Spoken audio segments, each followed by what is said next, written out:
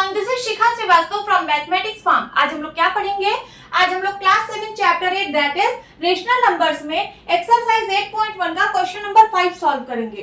Question is the points P, Q, R, S, T, U, A and B on the number line are such that TR is equals to RS is equals to SU and AP is equals to PQ is equals to QB।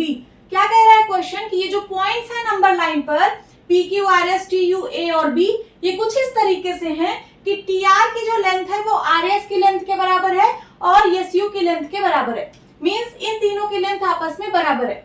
अब देखिए TR कहाँ पे है? ये रहा TR। ये जो length है ये बराबर है किसके? RS की लेंथ के। ये रहा RS और ये बराबर है किसके? SU के लेंथ के।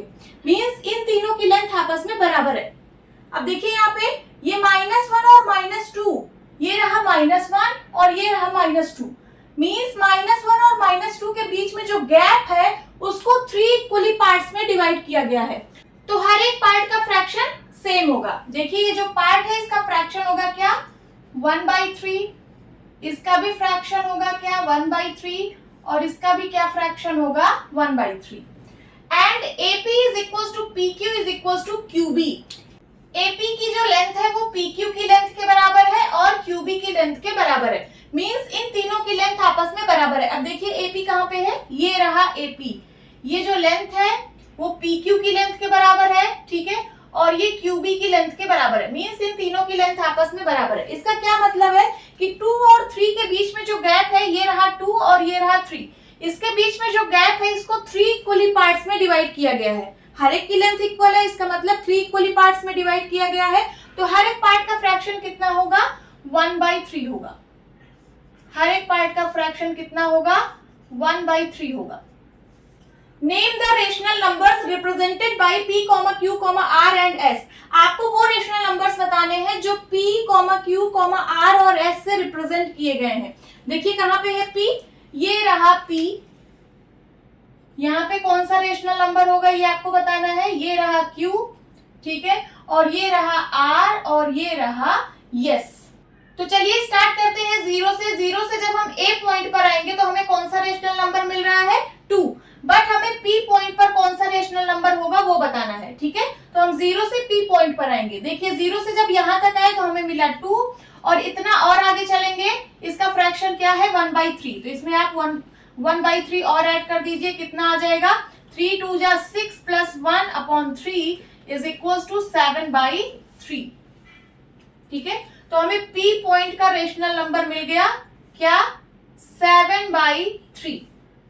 अब देखिए Q पॉइंट का कैसे निकलेगा? 0 से यहां तक आए 2 प्लस 1/3 प्लस 1/3 कर दीजिए। Plus 1/3 plus 1/3 is equal to कितना होगा? इसको मैंने सॉल्व किया है, कितना आया? 7/3 एंड प्लस 1/3 कितना आ जाएगा? 7 प्लस 1 8/3। तो दिस इज 8/3। तो P और Q के रेशनल नंबर्स हमें पता चल गए। अब चलिए R और S के भी रेशनल नंबर्स निकाल लेते हैं। हम लोग 0 से स्टार्ट करेंगे। 0 से यहां तक आए तो हमें क्या मिला? -1, ठीक है। -1 के बाद हमें एक पार्ट और मूव करना है तब जाके R मिलेगा, ठीक है। तो एक पार्ट हमने मूव किया, इस पार्ट का फ्रैक्शन है क्या? 1/3। बट हम लोग लेफ्ट साइड मूव कर रहे हैं तो निगेटिव में होगा। -1/3 इसमें इसको ऐड कर दीजिए। कितना आएगा? ये आ जाएगा 3 1 जा 3 -1/3 इज इक्वल टू -4/3। तो R पॉइंट का रेशनल नंबर क्या आया? -4/3। देन उसके बाद S पॉइंट का रेशनल नंबर निकालना है। 0 से स्टार्ट करिए। 0 से R तक जब आए तो हमें क्या मिला? -4/3, ठीक है। R से हमें एक पार्ट और मूव करना है और इस पार्ट का फ्रैक्शन है 1/3 बट लेफ्ट साइड में है तो माइनस का होगा। इसमें इसको ऐड कर दीजिए। कितना आ जाएगा? -5/3, ठीक है। तो हमने रेशनल नंबर्स निकाल लिए जो पॉइंट P, Q, R और S से रिप्रेजेंट किए गए थे। तो आप फाइनल आंसर क्या लिखोगे? P represent 7/3,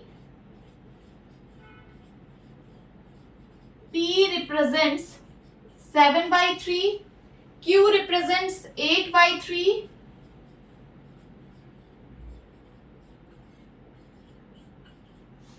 R represent -4/3,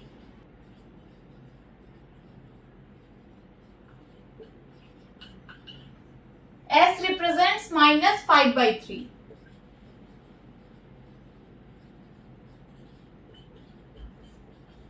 this is your answer, note down कर लीजिए। होप स्टूडेंट्स आपकी क्लास अच्छी लगी होगी। मिलती हूँ अपनी नेक्स्ट वीडियो में, तब तक के लिए bye bye and take care.